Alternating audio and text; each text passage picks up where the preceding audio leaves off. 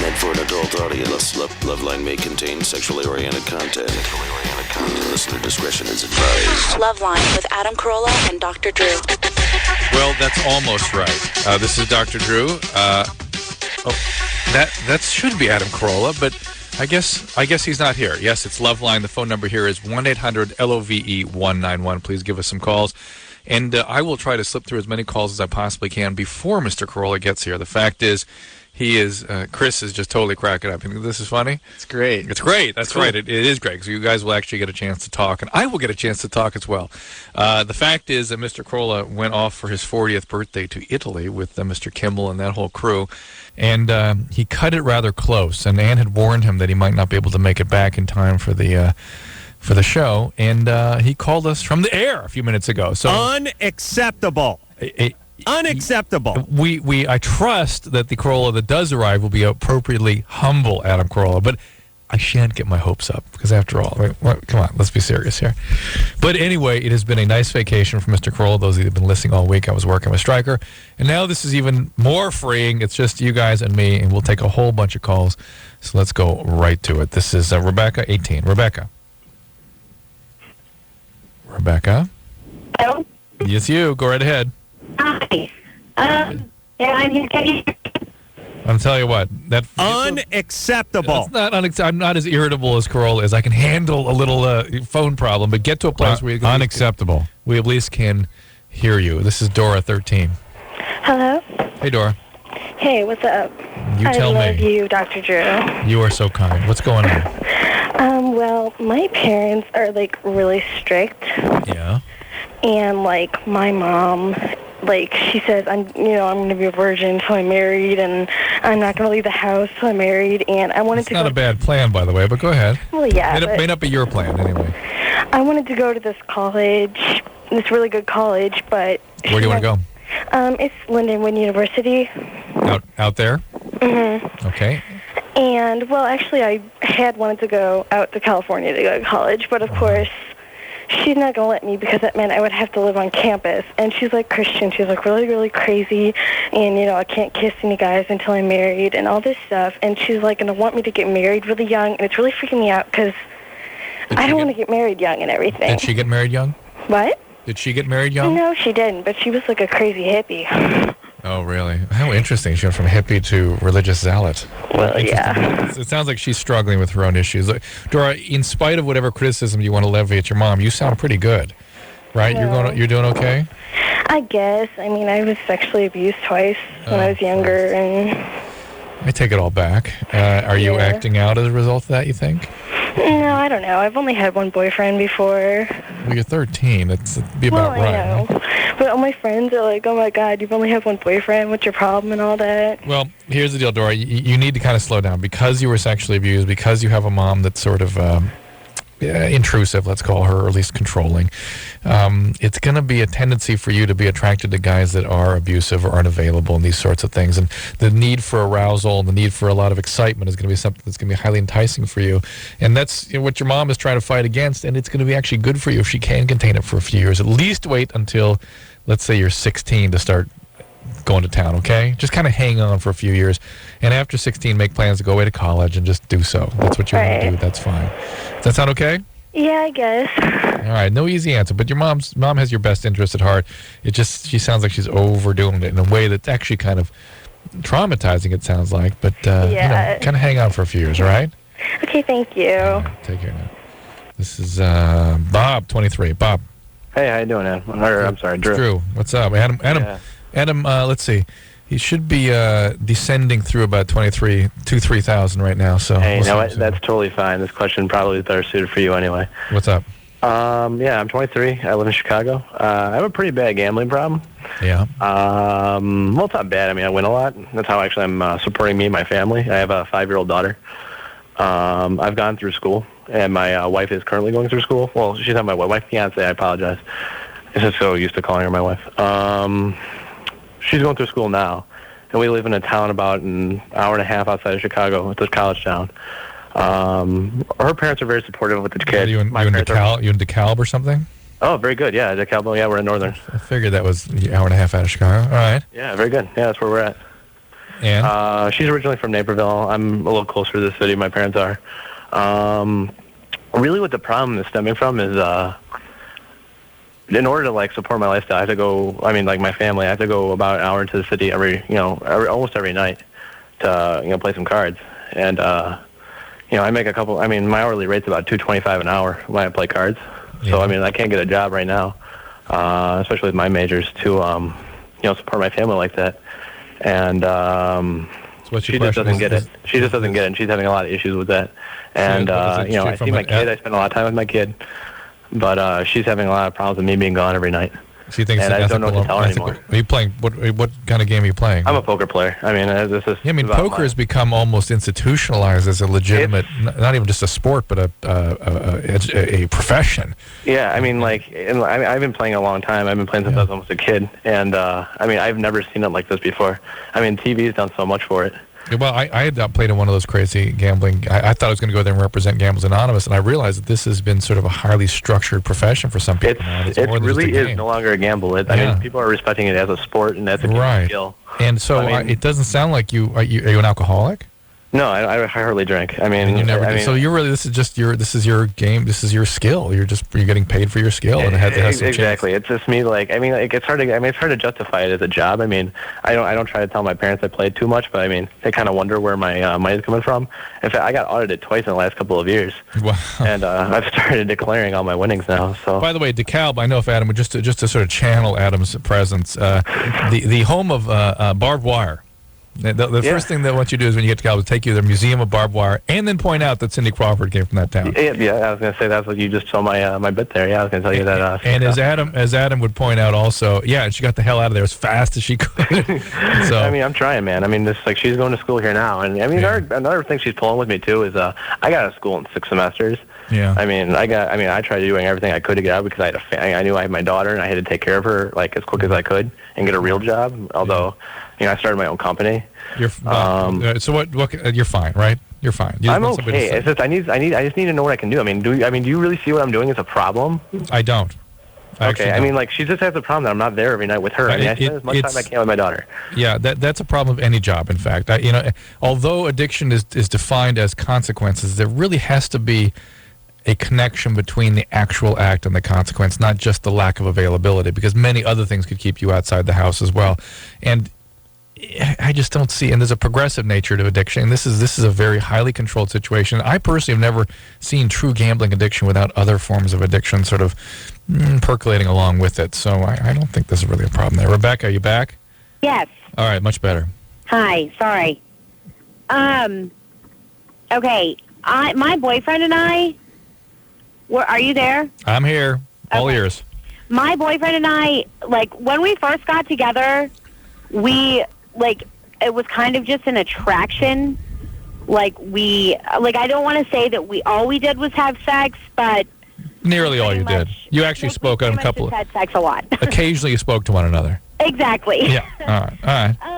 But now it's like we've been together for probably almost 17 months. Mm-hmm. And it's actually a relationship where we actually care about each other instead of just having sex. Right. Only now we don't have sex. Well, for some people, when they actually care about somebody, that spoils the whole thing.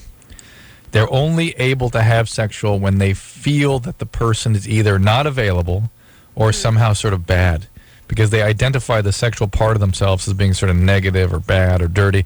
And as soon as it's somebody that they actually care about, that they actually feel intimate for, whoops, now all that bad stuff has to be hidden. And and that comes from various kinds of traumatic histories and whatnot. The reality is that you have to, these two things are supposed to go together. And also the fact that you had all this physical passion can be a sustaining source in your relationship if you're able to kind of put it all together. But one of you or both of you seem to have a real problem with that. You think it's him? Well, my question is, part of it is that, we kind of have an issue. I'm not huge. I'm not hugely fat, but I'm not a small person either.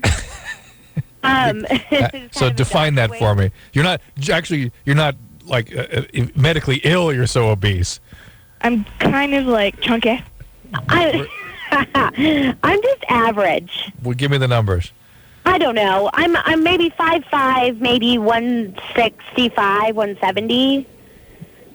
I'll add that. I'll ring that up to about 185 in the almost part. All right. So No, I'm being honest. Yeah, that's all right. So you got to, you're not a healthy weight. I'm not tiny. I'm Okay. average. All right. And what's the And I don't have problems with that. I have very high self-esteem. That's right. That's good. That's all good. Why do you bring that up even? Why bring that up? Well, because I bring it up because he has problems with it. Oh. I don't, but he does. And yet he was into you before. You were the same weight then, weren't you? Yeah. So what's the big deal? I don't know. I don't know, but I wonder, do you think that might be part of the issue? No, I really don't. I think it's, as I said before, it's the actual being available for a real intimate relationship. Jennifer Lopez got married this week, right? All of a sudden, pow. And I've been saying this for a long time, that Ben Affleck was actually available for her to have a real relationship. He's an alcoholic and whatnot, but he was brutalized by that relationship because she couldn't hang in a real close relationship. His disease spun out a little bit because she became sabotaging of that real relationship she couldn't tolerate. She has to be with guys that are not available and bad, and now she's found one to chase after. And the antics will ensue. This is Jason 15. Jason, turn your radio off.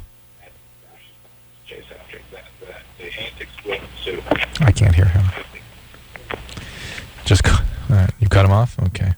This is Christy, 17. Hi. I have a really bad problem with getting emotionally attached to people that I barely know, and I just want to know if that's normal and what I could do. Well, it's common. I it depends how you qualify normal. It's not a good thing. It can end up you being close to people that you really don't want to be close to. And is it people that you just? How does it work? Is it people that just acknowledge an attraction for you, pow, you're in? Or is it somebody you have to be physical with first, then you're in? Or what are the circumstances that get you attached? Just any person, a person that I meet or talk to, and then But what do they have to do? What does that person have to do to you to get attached? Usually they have to respond in some way. Show some interest towards So me. any interest at all. They don't have to say explicitly, I would like to date you. Just the fact that they return conversation is enough for you. Yeah. Were you profoundly neglected growing up? No, not at all. Where did you get this sort of sense that you have real low self-esteem? Not really. Maybe it could be that I didn't have many friends when I was going through middle school and earlier high school. Why is that? Why? I was always extremely shy. And why? Why didn't you develop any social skills? Why didn't you have sort of a secure base to work from? I don't know. Were things not going so well at home growing up? Not really. Parents care, but they just never were totally supportive of anything I did. Give me an example. I'm into the arts and stuff, and that's not what they wanted for me. They want different things, and they never. So, all right, that's sort of a classic thing when you express certain feelings, whatever they are, about your genuine self, and they go, no, you're not having those feelings. We expect these feelings from you. You're going to have our feelings instead of your feelings. And people that have those types of parents tend to feel empty. You have a lot of feelings of emptiness? Yeah. I of course can't hear Christy. Do you have a lot of feelings of emptiness? Yes. Yeah, and those feelings of emptiness can make people feel fairly desperate and alone. And, somebody comes at you and it offers some sort of lifeline to an emotional connection, and pow, you're in. So you have to be really careful, Christy. And I'm not saying you have to be restrictive in terms of restricting your relationship with people, but you have to watch yourself. You have to just kind of, I think a really good way to handle this is to get a lot of friends. Do you have an opportunity to do that? Yeah. Yeah, start building your friendships and get people around who actually care about you or not into you sexually or as a boyfriend or girlfriend, because that can kind of go wrong. But develop friends, develop a secure base with them, and that will help you in terms of being able to contain some of these feelings of desperation. Heather, 14. Yes. What's up? Not much. Well, what's your question? My doctor just put me on birth control because I've been having my periods 2 times a month. Yeah. And I was just wondering if that could prevent me from getting pregnant when I'm older. Well, only when you're taking the pill. Okay. It has no effect. In fact, it may have some health benefits. Aside from regulating your period and preventing you from losing iron, it decreases the risk of ovarian cancer and uterine cancer and certain kinds of sexually transmitted diseases. So it's all good. Okay. Are you okay otherwise? Yeah. Everything good? Yep. All right. That's it then. Take Thank your pills. This is Carl, 22. Yeah, how you doing, Dr. Drew? Good, Carl. What's up? Good. I got a question. I was in Vegas last weekend, and I was having a sexual experience with another girl, and we were having oral sex for about 2 hours, and unfortunately... Well, you just used a whole bunch of things flew past me there. Yeah, I was... To say I'm having sex with another girl suggests that either you're a girl or... My name's Carl. I'm a guy. Or that there was more than one, and this was the one that... You said another girl. Oh, no, there was only one girl. Yeah, and there was... How does one have oral sex for 2 hours without releasing? Exactly, that's my question. I know there's something referred to as whiskey, so on and so forth, and I believe I had a case of that, and I was having trouble with a happy release. So about 2 hours into it... So you were so loaded, you were so intoxicated that your system wasn't operating normally. Exactly. All right. And unfortunately, I got what's referred to as a case of blue balls. I think you're more like... No. You're more likely to get like epididymitis or prostatitis from all that. What's that? Your testes still hurt? Not anymore, but they hurt for the next, I'd say, half a day. Yeah. They were extremely painful. It was like a kick in the balls, but a lot worse. Yeah. And there was nothing I could really do, so we ended up actually going to a gentleman's club that evening, and that helped relieve a little bit of the tension. But my question is, what causes that, and what can you do to get rid of that blue ball pain? All right, I think that's a bogus call because that's not how that works. But be that as it may, a release, it's caused by blood and lymphatic congestion from excessive stimulation without the biological release. So the release will relieve the tension in a hot bath and something called pelvic support, like wearing a tight white underwear, the ones that support your nuts so the lymphatics can flow out, lying on your back for a little while, just things to help the lymphatics drain. And then, but if you're having something like that and the pain in the testes goes into the next day, that's probably an infection or inflammation in the epididymis called epididymitis, which is a thing that sits on top of the testes, gets inflamed and infected pretty easily. So I would definitely look into that, an STD, basically. Kara, 18. Hi, Dr. Drew. What's up? Not much, dude. Just wanted to let you know I finished Crack today, and it was the best thing I've ever read. Kara, that is so kind of you to say that. That was a labor of love for me, and it was so good. Like, I'm lending it to all my friends. They're all like excited now. I totally cried. Oh, okay. It was that kind of work is no one's ever really given the perspective of the caretaker, and I thought it's pretty intense taking care of these people. And the reality is, Kara, I just sort of used myself as a metaphor because it really took me more like 10 years rather than a single case to develop the opportunity to create good boundaries between myself and patients to where I'm more effective. But anyway, it's interesting stories, aren't they? Yeah. Okay. Here's the problem. Yeah. I met this guy in like August, and we were like best friends, and we started going out in November, and he goes to college about 2 hours away, 2.5. Ohio So State? we were going out until January, when he kind of sort of brutally dumped me for pretty much no reason. And then he wanted to get back together, and I was like, no, you made a decision. We're sticking with it. Well, that's good for you. Let me interpret that. What that means is he had another girl at college who dumped him. That's the story. That's pretty much my guess. So he came home, I don't know, sometime in like February, just for, I don't know what it was, something with his family. And we kind of hooked up, like not really hooked up, but like every time he comes home, I keep doing that, and I don't want to, and I don't know why I'm doing it, and it's driving me up the wall. Well, let me speculate. You take good care of yourself. You've got good self-esteem. Yeah. You know this guy is not that you can do better than a partial relationship like this. But you guys have something, that chemistry thing. Yeah. Right? And that something is not something to scoff at. It's also not something to indulge. But it's something to kind of keep in mind that maybe this is a relationship you want to get back to sometime. Yeah. I wouldn't. I would either S or get off the pot, as it were. I would. You know what I mean? I'd either just do what you do to support yourself by not hooking up with him, but realize this may be a bit. There may be more here than you are willing to admit right now. It's not not even the right time in your life for you to be with this guy, but there's something substantial here, and and you guys are behaving like 18 to 20-year-olds are supposed to behave. This is true. You're not supposed to be stuck in one relationship and joined at the hip and stuff. You're supposed to go figure things out a little bit. But I kind of get the feeling that there's something here. So keep it.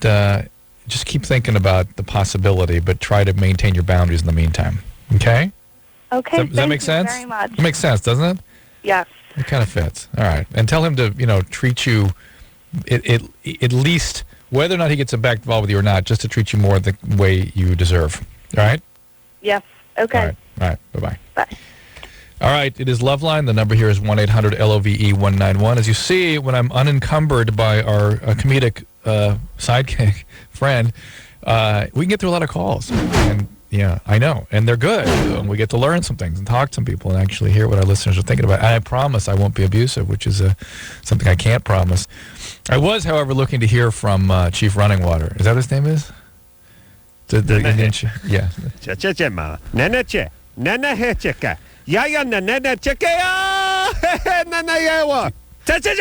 Whatever. I'm getting pretty good at translating Algonquin, whatever he's into.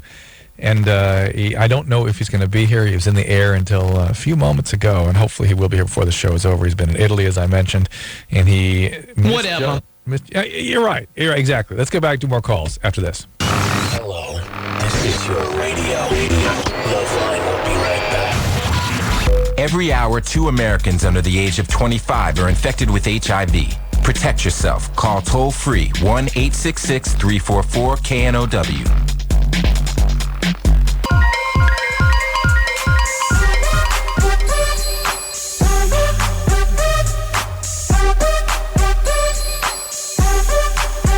And it's LoveLine. I'm Dr. Drew. Adam Carolla should be touching down at LAX right about now.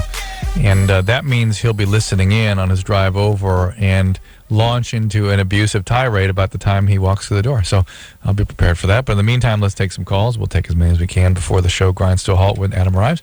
This is Vanessa, 17. Hey, Dr. V, how are you? I'm good. What's happening? I just want to know how effective the birth control patch is. Patch is essentially as effective as the pill. It's very, very effective. So if let's say the guy doesn't use a condom, I won't get pregnant, even though I'm using the patch? If he's not using a condom, if you're using the patch, you don't need a condom. You're essentially approaching a 0% probability of pregnancy. And is there any side effects? Well, it's the same as with the birth control pill. The side effect profile of the pill is sort of depends on the person. Some people feel like they gain weight and get fluid retention. Others feel irritable. You can have breast growth. Some people lean out. It depends on the relative amount of estrogen versus progesterone that's in the pill, and then how your body reacts to those two chemicals. Every woman nearly is different than others. So it's something you got to kind of mess around with a little bit and find the one that's best for you with the least possible side effect, okay? Okay, thank you. All right, take care now. This is Jamie, 15. Hi. Hey. So I had an abortion this just past Tuesday. Good times. And I hadn't, bled a lot, and now I'm bleeding, through a pad, in about, an hour and a half, and I'm really beginning to get worried about it, and it's, cramping down there and stuff. Yeah, pad an hour is a little bit excessive. There can be bleeding for up to 2 weeks after an abortion. Right. And it's considered normal, but the fact that you didn't have any, it's increasing, you're having pain. Sometimes there can be stuff left behind. Did you have a vacuum abortion, or did you have the pill? Yeah, it was vacuum. Vacuum. And did they do an ultrasound afterwards? Not afterwards. Yeah, sometimes they're not indicated, but sometimes they'll check to make sure everything's gone. And they can leave some stuff behind. It can get infected.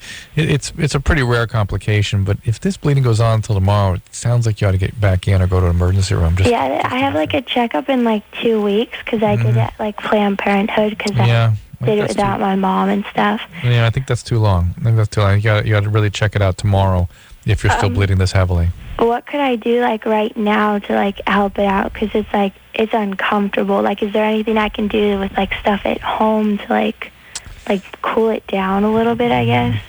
You know, the things like Tylenol for the pain as much as anything. If you take anti-inflammatories, while it'll be better for the cramps, anti-inflammatories it could potentially make the bleeding worse. So I'd check your temperature, make sure you're not getting a temperature, make sure you're not getting lightheaded, you're able to take adequate fluids. And if the bleeding really stays brisk like this, where it's a pad an hour, then it's time to head on in, okay? All right. All right, good luck. Thank you. Bye. You know, I'm reading all the time about abortions and this absolute lack of there being a post-abortion syndrome. Every single time I take a woman's history, an adult woman, and she tells me she's been pregnant, and I say, you know, how many times pregnant? First of all, I get the look away 4 times and looking at the floor. And then I say, well, how many children do you have? 1. Well, what happened to the other 3? I've never interviewed a woman who went, I got a therapeutic abortion on those 3. No problem. It's always shame and guilt and all these crazy feelings about it. And I don't think those are superimposed sociologically from society. I think there is some sort of biological response that women have when the baby is removed. There's some sense of loss, some sense of something really happening that's far, far beyond anything that our sort of upbringing can put into us.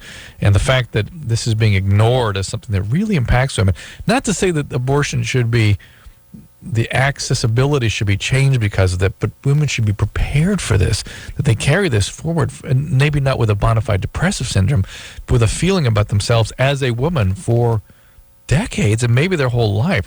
You know, it's never happened to me that a woman says therapeutic abortion 3 times and then doesn't, no further comment.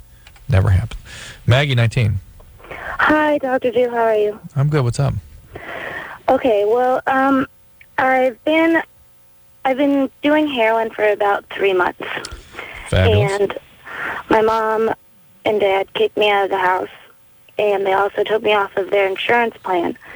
And so I have Medi-Cal, and so I don't really know what to do about places. I mean, like, a lot of places just, like, they don't take Medi-Cal. Well, why did they take you off the insurance? Did you blow through some hospitals?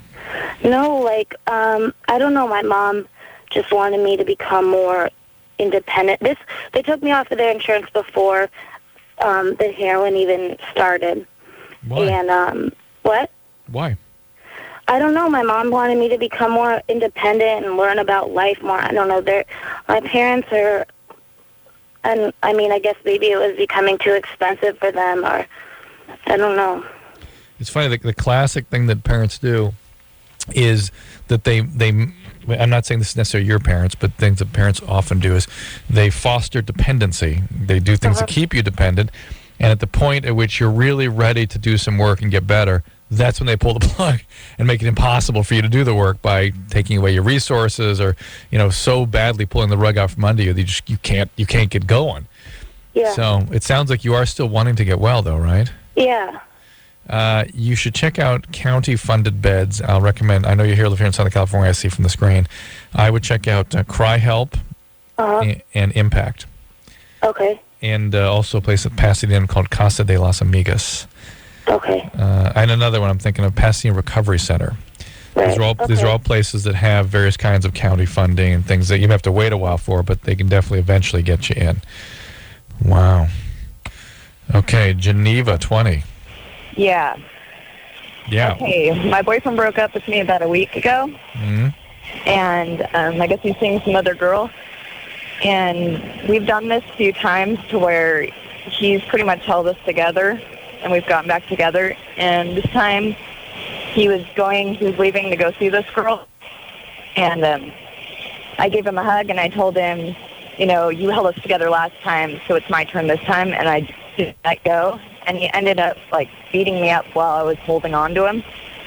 And I wanted to know if it was my fault, like, because I antagonized it. Well, no. Whatever, this is an episode of domestic violence, and it needs to be reported.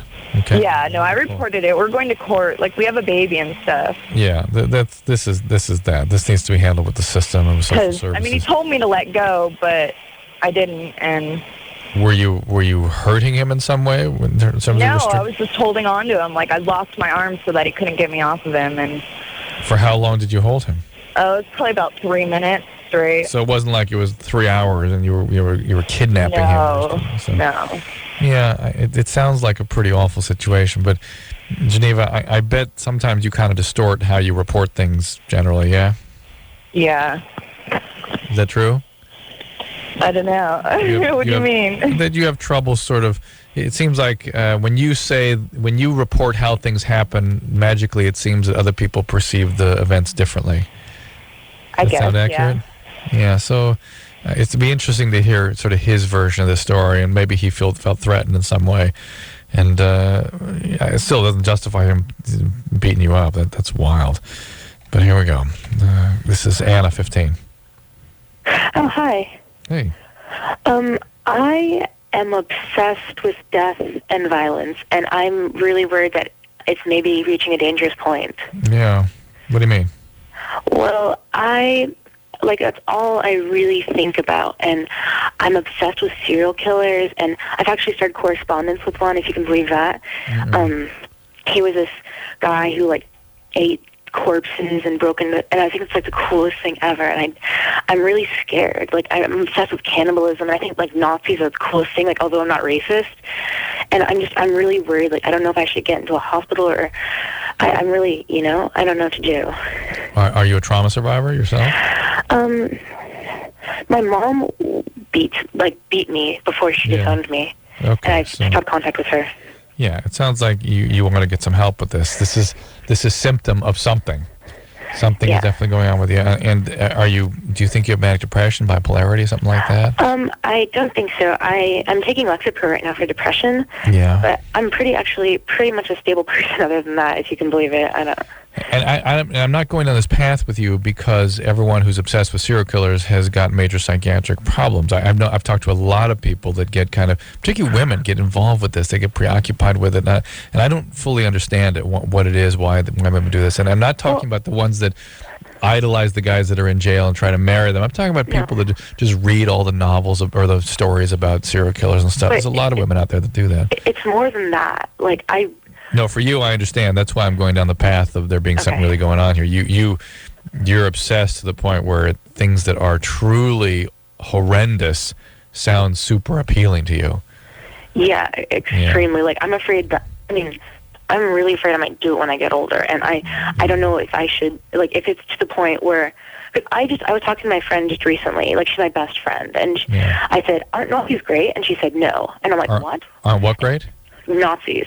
And I'm like, she's like, come on, kill all those people. And I'm like, that's not cool. And she's like, no, killing's not cool. And that was the first time I realized that other people didn't think this way. I honestly thought everyone else was thought killing was cool. And I don't know if I honestly have no gauge of if it's normal or not. And I don't know if I should go to a hospital or if it's so bad, or I don't know if it's okay or not. I don't know if it's bad. Let me give you just some guidelines. It's not normal. It's not okay. It is a symptom of something serious psychologically going on with you. If you actually feel like you are inclined to doing something to yourself or somebody else, go to a hospital immediately. I'm only 15, though. Well, thank God. Thank God you're getting to this beforehand before you actually do end up like the woman in Monster. Oh, my God. Yeah. It can be treated. This is all about aggression and the ability to regulate things. It can be treated, right? Because I've done all this research, and there's been no real true. They say women serial killers are all black widows or angels of death, and I don't think that. I don't really fit the paradigm of a serial killer. I'm less concerned with you actually being a serial killer than I am with you having distressing symptoms that need to be treated. So please avail yourself of that. And if you need to be threatened with the possibility that you're going to become something awful, fine, be threatened with that and take care of yourself more appropriately. This is Jessica, 20. Hi. Hi. How are you? Good. What's up? Basically, my boyfriend and I were having sex, and which is something, it's not uncommon. We have sex a lot, and basically he went his penis jabbed my insides or something, and it made all my muscles tense up, and I had to stop, and I was just doubled over in pain. And then, like, ever since then, I've just been having like, random cramping through, just kind of comes out of nowhere. And it's not really, really bad, but it's there. How long ago did this happen? How long ago? Yeah. Maybe like 5 days ago. Does the pain go down your leg? No. No. Okay. It's possible that maybe he hit something that was already there, like a tube infection or even a tubal pregnancy or an ovarian cyst. It's possible that he merely just bruised your insides, quite literally, just kind of tore things a little bit. And there's very ligaments in the area there that can be kind of strained, quite literally, from this sort of activity. And yes, it hurts. It's a visceral pain. It can make you nauseated and vomit sometimes. But why don't you get this checked out, just so you can see make sure it's not something like a ruptured ovarian cyst or ectopic pregnancy or tubal infection, that kind of thing. Because, again, it may be sort of a coincidence that he got his penis to a location that already had something else going on, and that's why the symptoms perpetuated, kept going. Well, it's LoveLine. I thank you all for listening to me tonight. This is Dr. Drew. Adam Carolla is somewhere between 16,000 feet and the Santa Monica Freeway. He's coming in from Italy tonight. He went over there for his 40th birthday with his lovely wife and with Jimmy Kimmel and that whole clan. Oh, boy. And it's been a great week without him. We've had a fantastic time. We've talked to lots of people. They answered lots of calls. And I have one more night of freedom. And I imagine he will be here before the night is over. So those of you that like to listen to him, he will, I suspect, be here and launch into, as I said, into some sort of abusive tirade. And we'll hear all about his trip. And I imagine by the time he arrives, we get as many calls as we can in, because when he arrives, it's just going to be Adam talking. There'll be probably no more calls at that point. So we'll be right back after this. Dude, you got issues. Call LoveLine. 1-800-LOVE-191. Hey, everybody, it's Adam. And I'm Dr. Drew. Here to talk about Axe deodorant body spray. Yes, sir. You spray that on, you give Stink the Axe.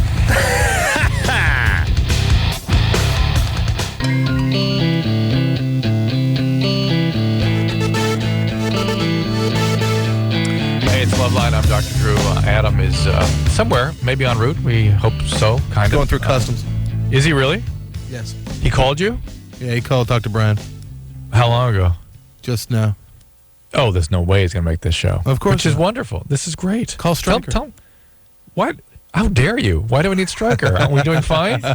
How we're dare doing you? good. I'm learning all sorts of medical stuff. Unacceptable. Yeah, I know. This. I was thinking over the weekend, when we've done this week without Carolla, and I was thinking to myself, oh my God, this is why I got involved in radio in the first place, is to be able to talk about this stuff with people and sort of use the radio to communicate about it. Yeah. If it was like this, I would have earned a degree in medical science by now, I think. You mean it would have motivated you to do that? For the last 5 years, if I've been listening to this, I think I would have deserved one at this point. I know, it's true. So how are you, Anderson? I'm good. All right. Are you going to tell everybody about your experience? No. No? Okay. All right. This is LoveLine, LOVE191, 1-800-LOVE191. I'm Dr. Drew. Adam Carolla is in customs, coming back from Italy. I predict if we see him, it will be in about an hour. It'll just be to kind of say hello and to make amends for having missed the show. But I personally, Adam, relax. Stay, it's fine. In fact, maybe tomorrow night you want to take off too. It'd be awesome. Betty, 22. What's up? Hello? Hey, Betty. Hi. Oh, this phone. Thank God Adam is not here. She said hi. There we go. All right, what's up? My problem? Yeah. Yeah. I'm 22. Yeah. And, let's see. Started out, like, the first time I had sex, I was 18. Yeah. And, then I had sex with, like, 7 different guys, and I was just having sex all the time and stuff, and I wasn't really enjoying it, but I did it anyway. And then I started enjoying it. And Whoa. Why did you do it if you didn't enjoy it? Well, it was just like the guy wanted to, so I'd just do it. I know it's not good, but, you know. I figured I'd eventually enjoy it because sometimes I listen to LoveLine and they're like, well, until you're like, when you're like 17, 18, you don't really enjoy it anyway. Yeah, so we say that. So first of all, you shouldn't be doing it if you don't enjoy it, and secondly, the only way you're going to enjoy it is in the context of a relationship. Yeah, I was usually in a relationship, kind of, but the guys weren't all that great. But then I got with my boyfriend, and we had a connection, and we'd have sex all the time. And then, let's see, now we've been together 3 years, and the poor guy, he gets sex maybe like once a month if he's lucky, and he's very, very caring and understanding, and he's like, if you don't want to, then we won't have sex. And I try and do stuff for him, but like I'm just never horny, and I was wondering if there's that stuff out like Avlamare or something like that. No. Listen, all the research on even Viagra for women was abandoned because there is no connection in women between arousal and desire. Really? So women can have arousal. Like men, when they have arousal, desire is immediately connected to that. And in fact, not only just desire, but the train is leaving the station. It must be satisfied. It must have an opportunity to that's how men work. Women can have arousal and no desire. And so the people that were doing studies on Viagra actually abandoned the research because it just was useless. Women, there's not anything yet that helps women have arousal because it is, rather desire, because it is such an emotionally connected experience for women. And having said that, that suggests to me that maybe there isn't that much of an emotional connection for you in this relationship. And you started when you were 19, you're 22. Maybe this thing isn't, I actually have two reactions. One is this thing may be over. And then the other reaction is you sort of describe this guy as so nice, it's almost annoying. And particularly somebody like you that has a history of sort of needing bad, unavailable guys, a super available, nice guy is going to be a little tough for you to take. Yeah, it's really different because my other relationships weren't all that great. They'd always use me and stuff like that. But I know, but that's what you wanted. That's what's more comfortable for you. That's what your dad did or whatever. That's where you're. Yeah, that's what my dad and my stepdad did. But yeah, and so listen, of course. And so to have a real relationship, you shut down all big parts of yourself get shut off to that because you consider those sort of bad parts of yourself, or he might see things that are shaming in you, or you might evoke shame in the relationship, and that's not okay. That's not a relationship now. That's just sort of a holding pattern. And eventually you're going to get dissatisfied with that. The fact that he doesn't sort of make more of this is actually a problem because it is an issue and it does mean something. And I think, unfortunately, he knows that the writing's on the wall, that it means that this thing is probably not going to last. Not to say that it shouldn't, but at 22, it may not be time for this one to try to work it out. But it's also that I'm also on like Effexor. Yeah, that'll shut you down. And Wellbutrin. Oh, well, why'd you say so? Yeah, and all these other things. And whoa. All what other things? Well, I was on Risperdal, but then I stopped that because it was making me sleep till like a long time. Yeah. And I don't know, I still have those problems. And I asked my doctor, and apparently Effexor does do the whole no horniness thing. But absolutely. Profoundly so sometimes. She was like, well, it's all up to you. You have to want to do it and stuff like that. And I want to. I mean... No. Listen, Effexor and many of the serotonin reuptake inhibitors, Zoloft, Prozac, Paxil, will shut you down to the point where sex looks kind of irritating. Like, ugh. Like, well, why do people do that? Like, ugh. And especially women get shut down completely with these medicines. So you might want to talk to the doctor about either just the Wellbutrin or Cerazone, which unfortunately is about to be taken off the market, which I'm just really angry about. Sorry, Anderson. And Remeron. Those are... I had Remeron that made me really nauseous and sick. Okay. And the Wellbutrin gives me night sweats. All right. Well, so again, this is something you've got to kind of work with. So you find a medication that works for you. Okay, and also, for the fleeting moments that I do all of a sudden randomly get horny and stuff, we tried to get, a toy. Because my friend was like, oh, well, you have to figure out what feels good for you, and then you'll actually want it instead of, because I don't think I've ever really had an orgasm. Uh-oh. And so he was like, well, once you have one, then you'll want to have sex. And I'm like, okay, well. He said that? He said that? My friend said that. He? Yeah. Your friend, he? Yeah. I have more guy friends than girlfriends. Yeah, but he doesn't know what the hell. Come on, you have a 20-year-old guy telling you how a woman responds biologically. No way. Here's the deal. It is extremely difficult to have an orgasm on these medications. You're the first thing I said about the psychological circumstances, whether or not this thing is over or not, or whether or not you're able to tolerate a close relationship or not, none of that is relevant if you can't respond biologically. You've got all the cards stacked to get the relationship, and there are psychological issues that may come to bear here. But for God's sakes, it's just ridiculous to try to work things out when there's no possibility of biological responsiveness. So you've got to talk to your doctor about switching medication. You have to use something that allows you to be biologically responsive sexually. weighed against the risks of your psychiatric problem, of course. So I'm not presuming to tell you exactly what to take, but talk to your doctor. It's not acceptable to have your relationships destroyed by these medications. That is not considered a remission from depression. That's considered a continuing problem with depression, because after all, in depression, one of the things that suffers is intimacy. And the depression may pull apart the intimacy, and then the treatment of depression can do the same thing. So you have to really pay attention to that and ask your doctor to give you something that is appropriate. 1-800-LOVE-191. I'm Dr. Drew. I'm having fun. I hope you guys are interested in what we're talking about tonight. We're getting through a bunch of calls. Adam will be back tomorrow. I really don't think he's going to be in tonight, or if so, it'll just be a few minutes at the end, and we'll be back in just a couple minutes.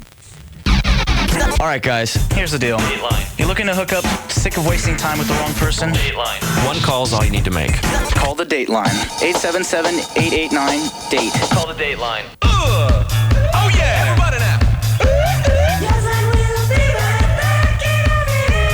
LoveLine, I'll be right back. This hour brought to you in part by Axe. Experience the Axe effect.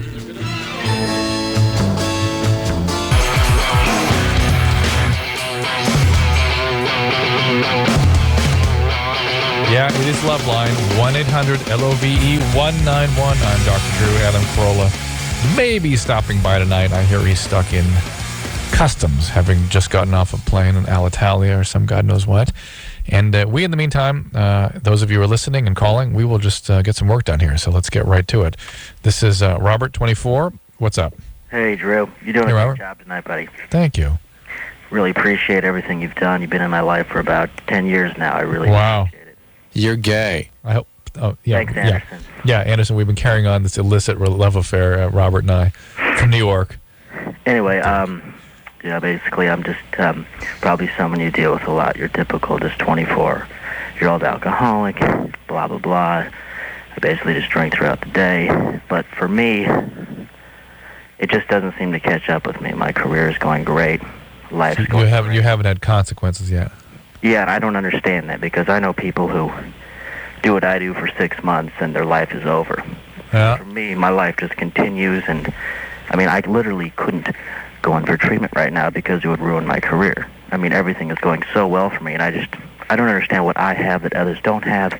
And my basic question is that what am I doing to my actual health? I understand I need treatment to get over this one, but my actual health, like what am I doing? You are what Adam would call a heavyweight.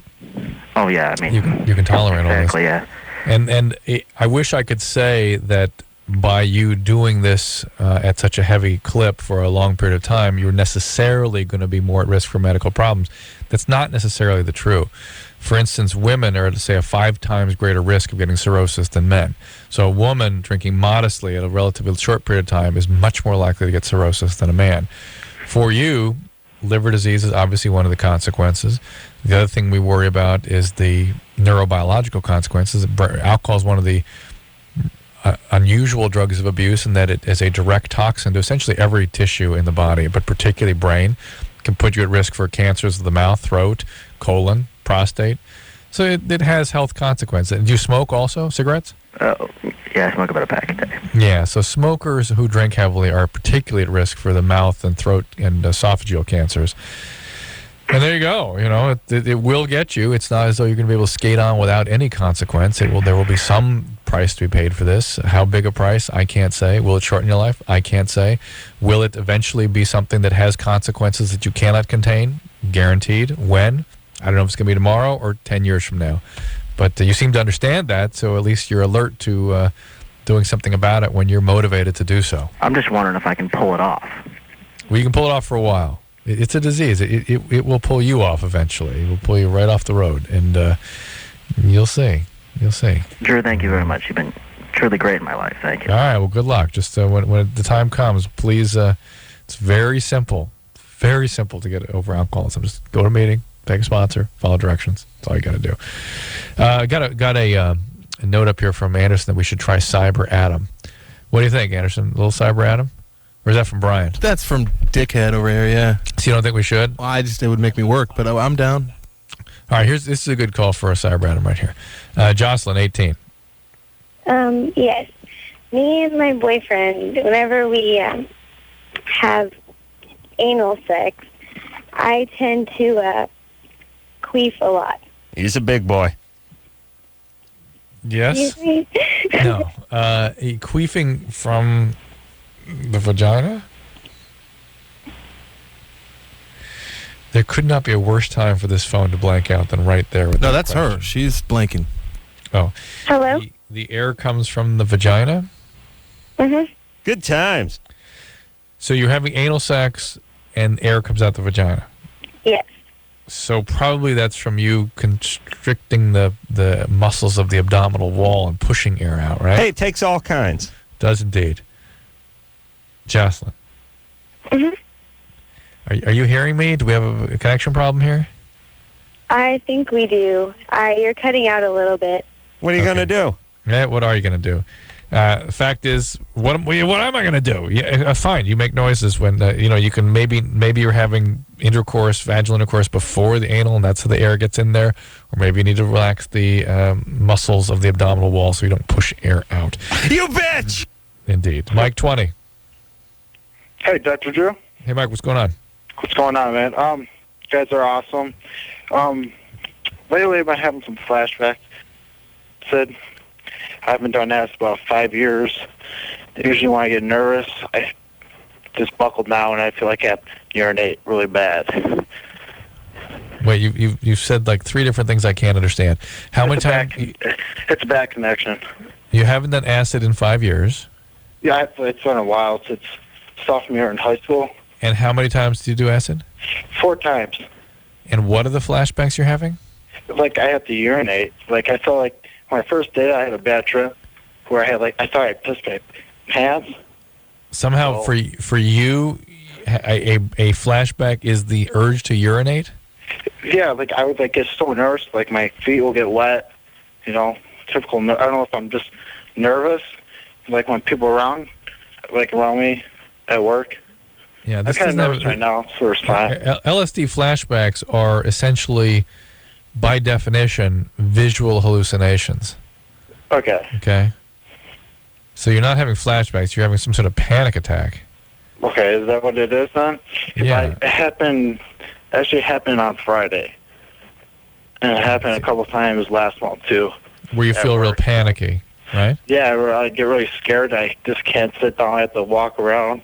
Yeah, that's a panic attack. And that's something that's pretty easily treatable. You got to see a doctor. They can treat that. Don't let them put you on any benzodiazepine medications. They can lead to addiction. But there's whether or not you're depressed, causing the panic, or whether this is some kind of sequelae of pot or hallucinogens, there can be panic caused by those drugs. There are medications that can help with that. And then therapy can be useful, too, if you're interested in that. Monique. Hi. Is it Monique or Monique? Monica. Monica, 16. What's up? Monica, whatever. Monica. Got it. Yeah. I was molested in my early years, and I'm only Good attracted times. to older men. Right. Was it an older guy that molested you? He had to have been maybe 18, 19. Right. And you were how old? I was about 6 years old. Fantastic. And I want to know, how does me being molested tie into the fact that I only like older men? I mean, I can't get attracted to guys my age, even a little bit older. I just can't. How old are the guys you're attracted to? Well, I've always been attracted to them, but I've never acted upon it. And I just recently broke up with my boyfriend. Well, he was actually 27 years old. He was the first older man, let's say, I've ever dated. So he's a criminal.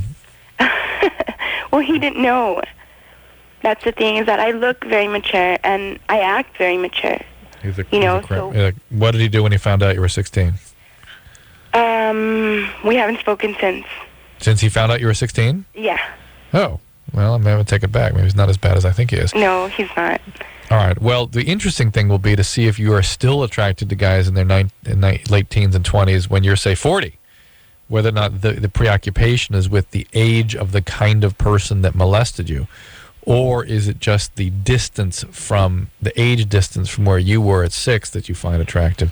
For the most part, it tends to be that there's people that you feel are much older than you, and that's the way that whole molestation is experienced. Why that gets wired into your brain that way, I'm not sure anybody can tell you with great accuracy. It is something about shattering the patient, your ability to regulate experiences, to understand and come to terms with experiences, that leaves an implicit, what's called an implicit memory, some sort of imprint on the brain mechanisms.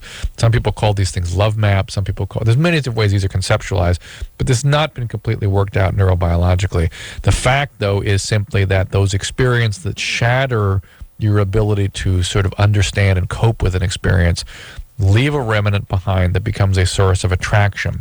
When these shattering experiences are interpersonal, particularly when they're at the hands of people you sort of rely upon and need for nurturance and love, like parents, caretakers, that sort of thing, it shatters you, leaves an imprint, and becomes a source of attraction. Once you hit puberty and young adulthood, you start going after those guys that were the perpetrators of the original abuse. Some people used to think about it as something that was an attempt at mastery, like you were going to go, this experience was overwhelming, and therefore you had to get back to it to sort of make it right. But of course, when you choose the kind of person that perpetrates that, you don't make it right. You just end up reenacting it all over again. That's not quite it. That's not quite it. There is really clearly some more biological piece to this that we're slowly coming on to, and it's not been fully worked out yet. Justine, 18. Hi. Justine. Yeah. I'm sneezing. What's up? Well, I have a problem with my breasts. Hmm. My nipples, they tend to like go in instead of out, and I don't know why. And I don't know. I was wondering if if it was like kind of a big problem or not. Not a big problem. There are, my understanding is, procedures that can help tease it all out, but why? Is it you getting irritated? Are there problems with it? No, it's just kind of embarrassing, I guess. No, it's fine. Listen, believe me, there was some guy will prefer that. Really, guys have. Every guy has his zone. There's some guy that's going to be particularly into that, and you'll be fine. Don't worry about it. Don't. If you want to consult with a plastic surgeon just to see what can be done, that's fine. But I wouldn't rush right out. It's not a medical indication for it that I'm aware of. If there's no irritation, David, 18. Yeah. I have like 7 penis piercings right now, and I had 2 diodes, and I don't know if you know what that is. No, what is it? Well, on the head, like it goes in the bottom of the head, and then it comes out kind of like about like a quarter of an inch up, and I've had, and I took it out, and the scar, it was about 6 months ago, and the scar tissue pretty much went away. Like it's almost gone, but it keeps on randomly reopening, and it'll bleed like it'll bleed a little bit, and it kind of looks like when a scab falls off, the weird skin that's on top of that's left over. Yeah. That'll randomly come up. And so, what's your question? Well, I wanted to know if that's like a very big deal, because I've had... it's a big deal. It's your penis, and it's got a non-healing wound on it with something called proud flesh. That's what that sort of pink, puffy stuff is. That is... It's not really pink. It's kind of like whitish and like dry. It's really dry on one spot. And it kind of will... I think what it is that it like just cracks, and the cracking... Look, you've got a non-healing wound. Unhealing ulcer. That is a serious thing, and it's on a part of your body that you can't, what we call debride. You can't go in and cut it all apart and cut it out. Right. Or in fact, that may end up happening to you. That may be what needs to happen. So you need to see a urologist immediately, and but it goes away for long periods of time, and then it comes back. David, cut it out. You've got a wound that doesn't heal, and a part of your body where you can't afford to waste any time or space with that sort of thing. If you want to go to a wound center, do, but I suggest you see a urologist immediately. These could be potentially very, very serious surgical problem. This is a piercing, for God's sake. It's not like it's nothing. You just think about any other part of your body. I'm going to put a rod through my arm. I'm going to put the rod. Actually, this pen. I'm going to put it through the bicep muscle, have it out the other side, because I think that looks cool.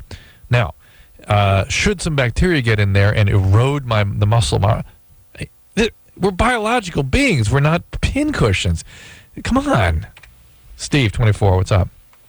Hi. I had a question about prostate cancer. Prostate cancer, all right. Mm-hmm. All right. I had it when I was 2 years old. Prostate cancer? Uh-huh. Wow. I've never even heard of that in a child. It was actually the tissue around the prostate is called rhabdomyosarcoma. That's not prostate cancer. That's a muscle cancer. It's a soft, the smooth muscle cancer. Rhabdo means muscle. Okay. I beg your pardon. Myo means muscle, and sarcoma is a soft tissue tumor. Prostate cancer is called an adenocarcinoma. It's a totally, totally different thing. Okay. Well, right now, I guess I have a bunch of scar tissue from the chemotherapy I had. Did you have radiation or chemotherapy? Both. Well, the scarring is from the radiation. Okay. I've seen a bunch of urologists, and they don't seem to be able to really help anything. They may not be. They just give me a bunch of pills, like painkillers and stuff. Oof. Oh, boy. And they had me on OxyContin for about 4 years. Yeah, boy. And I wanted to know if there was like some kind of surgery I could have or something to just kind of get rid of it, because I'm kind of getting sick of having to take all kinds of pills. Don't you think they would have told you if there was something? They go back and they've tried a couple of things, but it really didn't help. And I don't. Steve, do you think they're withholding something from you? That they have some plan? I go through HMOs, and they've often told me that they're only allowed to spend a certain amount of time per patient. Right. And it just doesn't seem like they. When I was little, it seemed like they wanted to help and take care of it, and now it just kind of it's like, here, take a painkiller. Well, it's probably because there isn't anything they can do. You can always demand consultation with higher and higher levels of consultants. Go to a teaching hospital, that sort of thing. Head up to Europe and friends. They'll go up to Stanford and get a consultation with Department of Urology up there. But it's not as though people think that somehow there's magical procedures that if my doctor doesn't. Pretty much all doctors know all things that are available. Now, there may be controversial, there may be just sort of judgment calls in certain areas, and you may want to consult with other people on the proper course, but it's not as though somebody's going to have some magic treatment that other doctors don't know about. That's just not the way it works these days. And, you had a really deadly cancer. Rhabdomyosarcoma is a really, really serious cancer. Thank God you were cured. That's amazing. Tess, 18. Hi. Hey, what's up? I recently had an ovarian blood cyst that was like really near the surface of my vagina, and they cut me open and removed it. But it was they cut you open, your abdominal cut. What? They cut up your abdomen? No, they actually cut in the vagina. They cut, or they put a needle through the vagina and drain the cyst? They cut it open. They put me completely under. Okay. And I had to have stitches. But I haven't been able to feel like anything down there. Like my sex has totally lost everything. Like I have no drive anymore. Are you on new medication? No, I'm on the same medications I've always been on, which are Zoloft and Neurontin. We heard me talking earlier. Zoloft will completely shut you down, so it could be somehow. I don't see how maybe the circulating levels of that have changed with the anesthesia or something. There's nothing about a vaginal procedure that should cut you, make it impossible for you to feel anything, unless you had a history of sexual abuse and somehow this was kind of a post-traumatic stress reaction to that. Well, I was raped by like my best friend's brother when I was 11. Okay, well that's sexual abuse, and sometimes people. Was it a painful rape? It was so painful that I actually was able to kick him off me and get out of the room. Yeah. Because it hurt so bad, and my whole body seemed to react to it. Yeah, well, that's good. That's actually good. The fact that you were able to fight for, come to your own defense that way and fight him off. Perhaps having this somehow triggered some sort of post-traumatic stress reaction. It doesn't even make sense. Usually when kids are under the age of 5, when they have painful rapes and things, they can actually dissociate from parts of their body. It's hard to imagine how at 11 this could happen now. Did you talk to your doctors about this? I've talked to, I haven't gone back to, I went back once for a checkup to my gynecologist. Yep. But she said everything was fine, and then I haven't really talked to my psychiatrist about it. Well, you need to talk to both of them again about it. I don't have a clear notion of what's going on here. There should be no nerves that they get involved with. I guess it's a possibility, but they shouldn't be anything they get involved with that way. I worry that the Zoloft somehow is affecting you differently because of the anesthesia. I worry that somehow the trauma has been reactivated and you're sort of dissociating from parts of your body because of that. All of these things are a possibility, but the first and foremost thing is to check with the gynecologist about some sort of mechanical problem that you might be having. This is Catherine, 20. I wanted to ask you about legal action against my molester. Yeah, you sound like you're about... Pardon? 11. I'm 20. You're 20. Did your molestation happen when you were about 11? It happened for 3 years, between the ages of 9 and 11. Interesting. Okay, and you want to take action against this guy? Yeah. Fantastic. It's just the thing is, I think that I might have hindered my defense because there's some, I guess you call it evidence that has been destroyed. But recently my mother moved out of the house that they shared together, and they got a divorce recently. Yeah. And there was like 4 boxes of pornography that she just threw away that he owned. Child pornography? I don't know. I didn't look through it. Well, I think it was mostly like barely legal type stuff. See, that's the stuff I think would be useful for you. But anyway, listen, Catherine, I don't know anything about mounting a prosecution of this sort of thing, whether or not it's something that it's easy to do or impossible to do. I imagine it's pretty darn hard to do 10 years after the fact. But I certainly think it's a reasonable thing to do. It might help you in terms of dealing with all this. And it certainly puts this guy on notice, particularly if he's pursuing child pornography or other kids out there. God knows this isn't something that guys get out of their system. He was, this was, somebody, this is your father effectively, and he's abusing you. God knows what he does to other kids. This is something that you could be doing a great service, not just yourself, but other people by at least calling this guy out, if nothing else. All right, good luck, Catherine. It's now time for us to take another break. Is LoveLine. The phone number is 1-800-LOVE-191. I'm Dr. Drew. I've just been notified that we're not going to hear from Adam Carolla tonight, so we can continue to address your problems for the next 40 minutes uninterrupted, and we will do so after the break. LoveLine will be right back, so get your problems ready. Drew, how much money do guys spend trying to get chicks? Into the billions? Yes. Cars? Everything. Condos? Everything. Hair plugs? Yeah. All they need is some Axe deodorant body spray and $1 million.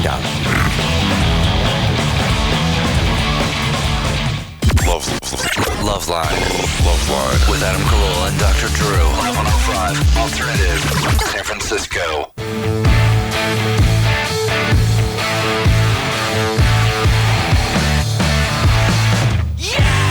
And it's LoveLine, 1-800-LOVE-191. We're focusing. We're taking a novel approach tonight. We're focusing on the callers. Imagine that. Yeah, how about that? Let's go right to it. Dave, 22, what's up? Hello? Hey, Dave. Pretty good. How you doing? We're good. What's going on?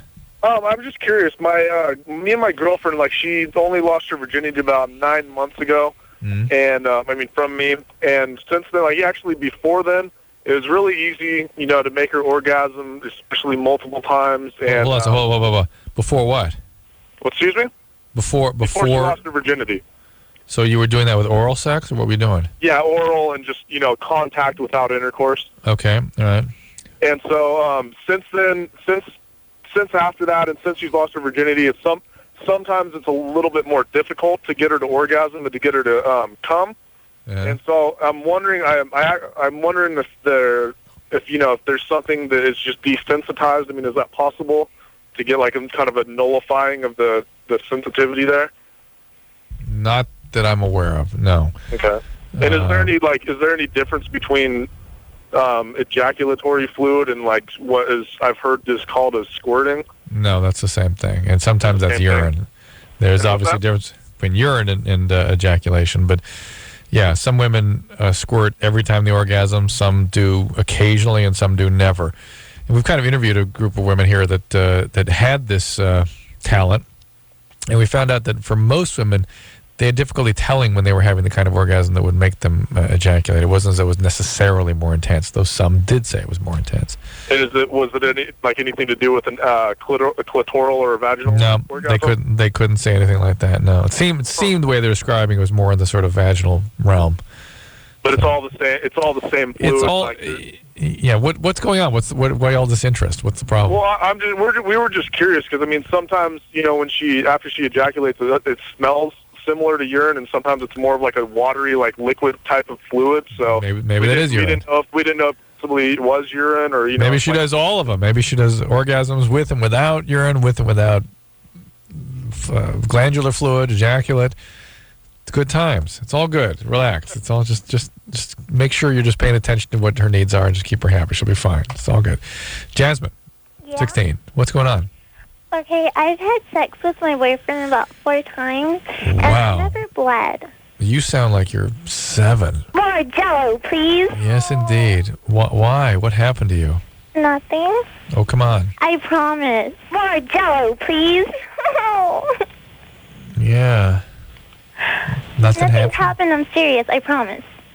I get that a lot. Like, one time I called this chat line thingy with my friend. We were just messing around. And then he's all like, get out of here. You're like 12. More Jell-O, please. 12 is optimistic. No one left, died, beat you, sexually abused you, something when you were like 6, 7 years old? No. Are you tiny? Are you 3 feet tall? No, actually, I'm like 5'9". Jasmine, there's something going on here. Anyway, we'll go no further. But people don't have to bleed when they have intercourse, particularly when they're big and tall like you. Uh-huh. So your hymen left a long time ago. Really? Yeah. Okay, because, like, the first time we ever did it, like, I bled a little bit, but I didn't know if that was it or not. You don't have to bleed at all. Why the preoccupation with the bleeding? Why would you have I don't know, because, I mean, like, all my life I've heard, your cherry has to pop when you have sex, and, Yeah, well, it may not happen. Okay. Especially you wait till you're old enough and tall and big enough. More Jell-O, please. Yeah, that means something. Come on. This is Cody, 18. Hey, what's up, Drew? Good, Cody. What's going on with you? Hey, I have this. My girlfriend is extremely, extremely needy. Like, if we're hanging out with like a group of my friends, and she always has to have me right there, like holding her hand or like talking to her like 110% of the time. Yeah, it's not good. It's insecure more than needy. Yeah, it's kind of like that. And I have this friend that's a chick, and like we're good friends, and she can't handle it that I call her like my best friend. Oh, that can be kind of tough because, when people your age that are male and female decide to be friends, it's usually because somebody's into somebody. Yeah.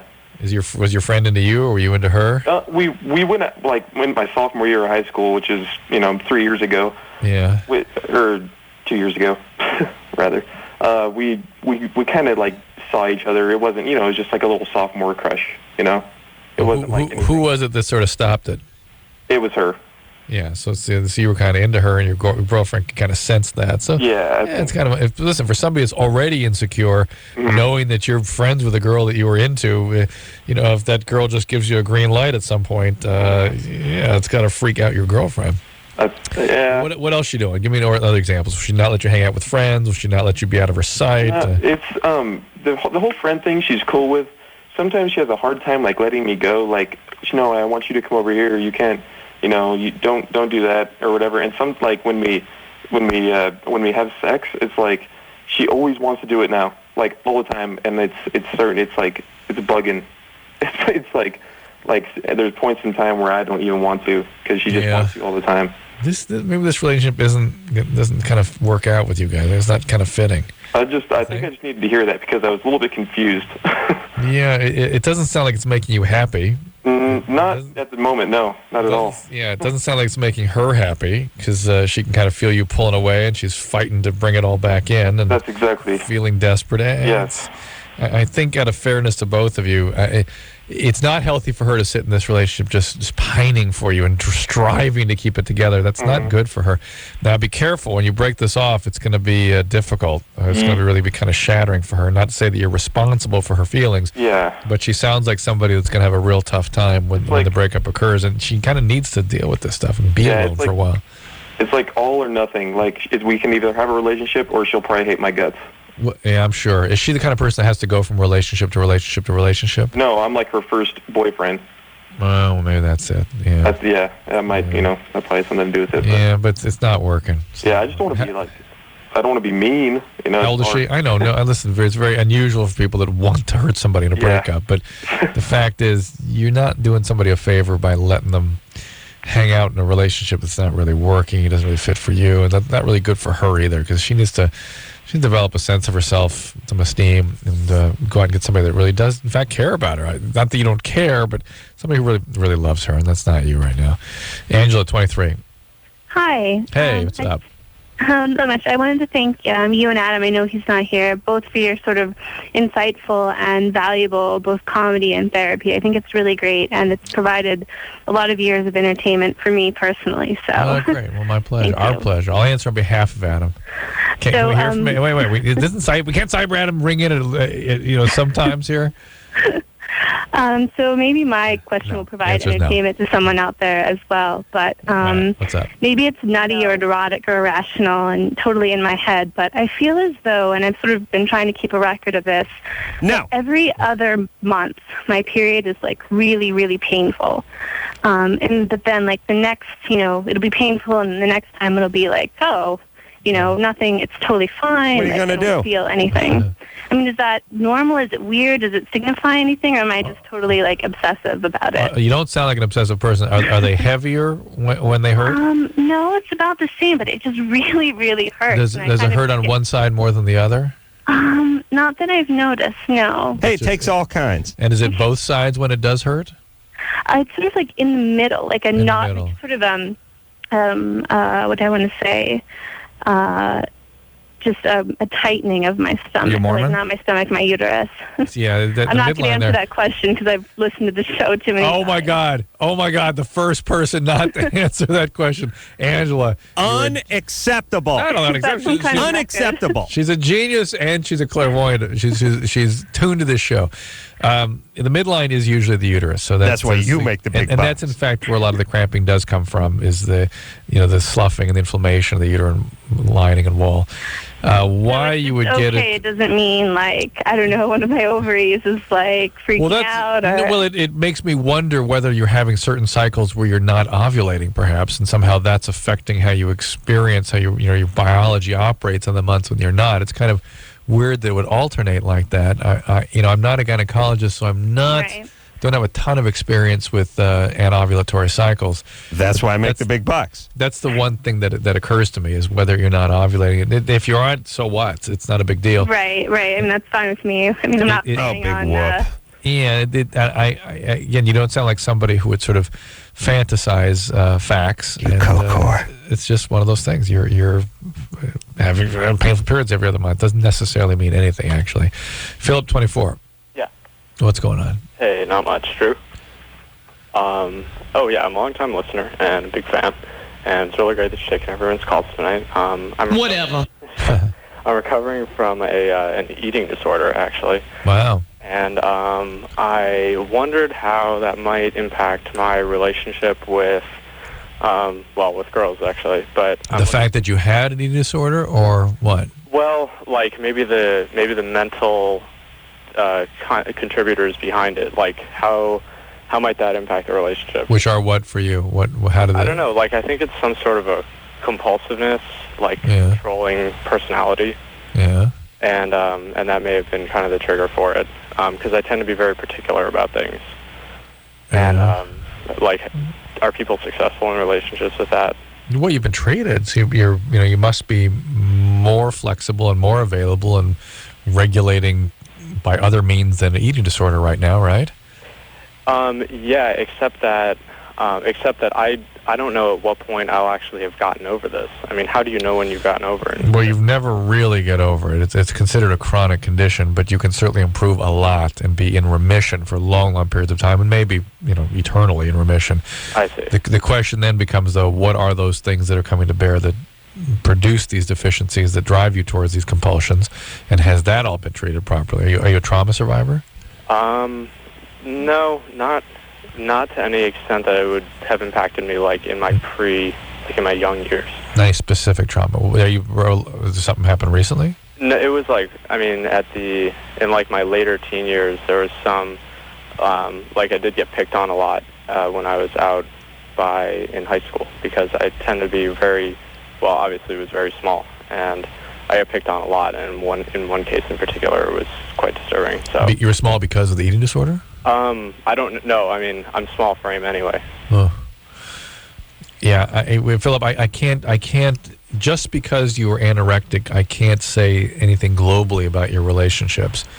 Some people are anorectic, some bulimics are hypersexual and have lots of relationships. Lots of bulimic anorexics are trauma survivors. And of course, those things affect relationships. If you had very intrusive parents, which is sort of a classic circumstance for anorexia, yeah, of course, that's going to affect how you conduct yourself in a relationship. But the most important thing is that you get treatment, you stay in treatment, and you keep some sort of long-term therapeutic relationship going, so you can continue growing and can be available for healthier relationships as time goes on. You sound okay now. Let's just kind of get out there and mix it up a bit. Let's go to Erica, 18. Yeah, hi. I have a question. Yeah. My fiance can't get me off, like when we have sex. Unacceptable. Okay, what Except you're eight when you have intercourse. Mm-hmm. That's you're expecting too much. That's not going to happen. Okay. That's not likely to happen. Have you ever had an orgasm? Yeah.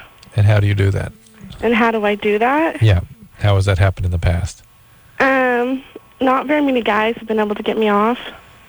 I think, like, out of the very few that I've been with, yeah, there's been like 3. How many have you been with? Oh, God. Okay, there's been 26, but... My goodness, you're 18. Wow. Why all those partners? You co-core. I'm not sure. It's just...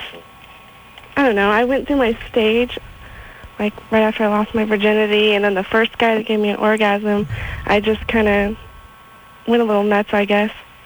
What does that mean? Well, after the first guy that gave me an orgasm, I just started, going after a little bit of everybody. I don't know, like I couldn't stop. For some reason, I just wanted more. And why didn't you stay with that guy? Well... Why? He actually left me for a slut. Okay, so you were traumatized by the guy leaving you that you felt very, very connected to, right? Yes. All right, that's what tends to happen to women, is that they have a relationship, they open up, they feel real connected, and then when that person abandons them, that reenacts as some sort of trauma. Were you abandoned as a child yourself? No, I didn't, really see my dad that often as a child. That's what abandonment is. Yeah. And so that resurrects all those feelings of abandonment in an attempt desperately to try to reconnect. You go out and try to find... It's not about the orgasm, Erica. That has little or nothing to do with it. It's about the abandonment. And probably this guy that you're with right now is probably a real nice guy. He is. And probably really available. And that's very uncomfortable for you. You'd much rather be in the chase for the unavailable guy than be with the guy that is available. And as a way of sort of sabotaging that, let's focus on the orgasm. Okay. What? Okay. So the reality is, this guy, if you are able to have orgasm with intercourse or through oral sex, if you work with this guy, he'll be able to do that. It's what you need for him to be able to do that, and the probabilities he'll figure out how to do that. But you got to tell him. He doesn't automatically know exactly how you work. Mm-hmm. Does that make sense? Yeah, I guess. So see, you're angry. Yeah, you're very frustrated and angry with guys, and you're just not ready to have a relationship. That's the bottom line. You're thinking, wait, you expect me to tell him how to do this? Yeah. That's the only way it's going to happen. Unless you're with a guy who is dangerous and unavailable, then it might happen too, because that connects you with parts of yourself that you can't let this guy see right now, and you're just hell-bent on not showing them and not allowing it to happen. So there you go. You're not going to be able to be complete in a relationship with an available guy. You're going to keep chasing guys that are not available. That'll be very painful. Huh. Okay. Yeah. So just kind of work on this, and don't be open to it. Don't be so frustrated. Don't think that magically he's going to know exactly how you function and play you like some sort of cello. Yeah, that's particularly an 18, 19-year-old guy. It's impossible. And the only reason you're able to get off with the other guy is because he was a bad guy, and that's not going to be a satisfying relationship. Yeah, this is again to sort of bring up a little Adam Carollaism here. For all the dads that don't parent, here's what you get. That's it, Erica. struggling, looking for something, a society that tells her that really the orgasm is that's what she needs is another orgasm, and go find it in another guy, which only supports all this psychological desperation to find the unavailable male.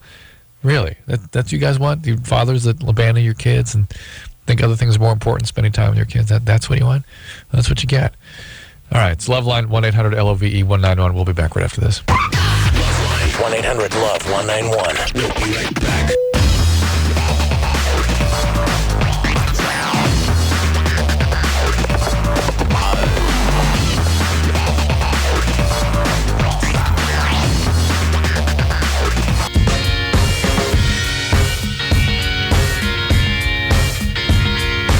LoveLine, 1-800-LOVE-191. I'm Dr. Drew. Adam is not coming in tonight. Damn. All right. Let's take Caroline, 20. He will be here tomorrow, by the way. And just to prepare you guys, we will have to hear about Italy for... Think you get it all in 20 minutes? No, 20 minutes? I was going to say like 2 months. 2 months of it, yeah, 2 months. But I'm just wondering what we're going to... Whether we'll take calls tomorrow night or not. I just hope he liked it and that maybe he was kind of bored so he doesn't have a whole lot. Because if he hated the country, we're going to hear about Italy and how awful it is. There will be some adventure, I'm sure. Caroline, 20. Hey, Dr. Drew. Thanks so much for taking my call. No sweat. What's up? Well, just a little bit of background before I ask my question. I've been bouncing in and out of relationships since I was about 14, and they can be lasting for a year, a couple of months, or even just a night or two. And I've recently been involved in a 12-step program for alcohol and cocaine. Okay. And the program suggests not to be in a relationship for the first year because the point is to work on your recovery and find a higher power and all that stuff. So well, it's not just about working on recovery. It's that relationships, if they're going to survive, tend to keep you locked in, just the way sort of a lock and key fit together into whoever you are at the point in which the relationship starts. And the big goal in sobriety is to grow a lot during that year. And if you, at the end of the year, you will be attracted to entirely different people, different kind of person will be attracted to you. The way you experience yourself in relationships are going to be different. And if you lock yourself into a relationship early on, all of that gets sort of aborted or restricted. So it's really I found important. It's a big distraction from the program. Well, distraction, it's chaos, and it's listen, humans, nowhere is our craziness acted out more than in relationships. Whatever there is, the interpersonal is where it all plays out. And so you want to hold that for a while and just work on an intimate relationship that is non-sexual, non-romantic, meaning your relationship with your sponsor, and grow in that relationship, then take that over to the romantic realm and see how it goes. But how do I break away from that fear of loneliness? Because my biggest trigger to relapse is being lonely. Then you go to lots of meetings, have lots of contact with lots of people that really care about you. That you got to develop those relationships. Lots of them. I bet you have trouble with women generally too, right? Oh yeah, I mean it's always a competition. It's jealousy. Well, let all that go. Let it go. Let it go, and accept the support of other women. Okay. You've got to accept that because that's that is your only hope. You keep using men. Men just become another bromide, another way of regulating your feelings, another drug, and that's what they are to you. They're either a drug or an acting out of primitive material. It's also a matter of building self-esteem and confidence, though, because I often find that in guys. No. That's just validation. That's not self-esteem. That's just I'm okay. He likes me. I'm okay. That's nonsense. That's a never-ending void you're going to have to always fill, as opposed to a genuine connection where you genuinely learn to experience yourself in intimate dialogue with another person, another female, and emerge as somebody who can regulate her feelings, can feel a range of feelings that you couldn't tolerate before, and in the face of that competency, that self-competency, you will develop a sense of esteem, real esteem, not just filling a void, huh? What do you think the reason is behind this, though? I mean, why? I mean, for the last 6-7 years, it's been like in one, out the other. It's just a constant cycle. And you're right. I mean, it's about filling that hole, but it's those don't fill the hole. Those sustain the hole, and it's just acting out. You might want to read my book, Cracked. That I do get into that a little bit in that book, and that how how people that need to be rescued. No, I don't get any money for it. Need to be, but it is coming out in paperback in the fall. I might get money for that if it sells. Filling that void, it keeps you constantly in need of rescue, constantly in need of the men, just the way constantly in need of cocaine and alcohol. It's not. Trust me. I've seen lots of, maybe there are other ways to do this, and certainly individual psychotherapy is one of the things you could consider, but I've seen wonderful, wonderful recoveries in 12-step with that sponsor, but you've got to stick with it, and you've got to do the work, and you've got to follow directions. You have to contain the desire to go out and act out with men and with alcohol and pot, or alcohol and cocaine in your case. Same thing. You can't do it. Nicole, 22. Yes, hi. I love your show, by the way. Thank you. My question is, let me give you a brief history. I was molested by my older brother between the ages of 6 and 8. Perfectly normal, perfectly natural. That's good times. Great. And then my father had killed himself a couple of years later. I'm so sorry. And I'm married now, and I have a 2-year-old daughter. Yeah. And I'm a bit terrified of leaving her alone with a male in my family. Absolutely. Nobody in my family that has molested me, though. They're out of the picture. Just his family. Oh, I see. Well, so not, I don't want to support your paranoia. However, you having been abused does mean you're going to be attracted to people that are abusers. So in a way, you're keeping an eye on the child is an adaptive thing. On the other hand, you constantly needing to be over the child gives the child the message that he or she is not competent and cannot sort of move away from you safely. And part of the early childhood development, the most important thing is getting that support from you and then being able to move away from that home base, constantly checking in with you, but move away and develop some independence and competence. Okay. So it's a tough situation. Maybe there are other people around you, as surrogates you can trust. You've got to be. I can trust them all. None of them are abusive. They have a very great tight-knit family, actually. Nothing from my family. I just am paranoid when I'm leaving her. I feel like I can't trust anybody with her. Any male with her. Well, again, those are not completely maladaptive impulses, even if you hadn't been abused. On the other hand, the child needs to see that you're okay. If it's shattering to you as you move away, the child is going to be in a panic whenever he or she is alone. And that is destructive to the child's development. So on behalf of the child, you've got to find a way to deal with that paranoia. Calm yourself, whatever you need to do so, or maybe even get some individual treatment for yourself. Obviously, you need it. You've been severely abused. All that stuff will reemerge now that you have a child. Children are extremely evocative of old material that you may have had under wraps for a long time. We have to go to break right now. All right, guys, here's the deal. Looking to hook up? Call the Dateline. Sick of wasting time with the wrong person? Call the Dateline. One call's all you need to make. Call the Dateline. 1-877-889-DATE. You know what I'm saying out there? Adam and Dr. Drew will be right back on LoveLine. This hour brought to you in part by Axe. Experience the Axe effect.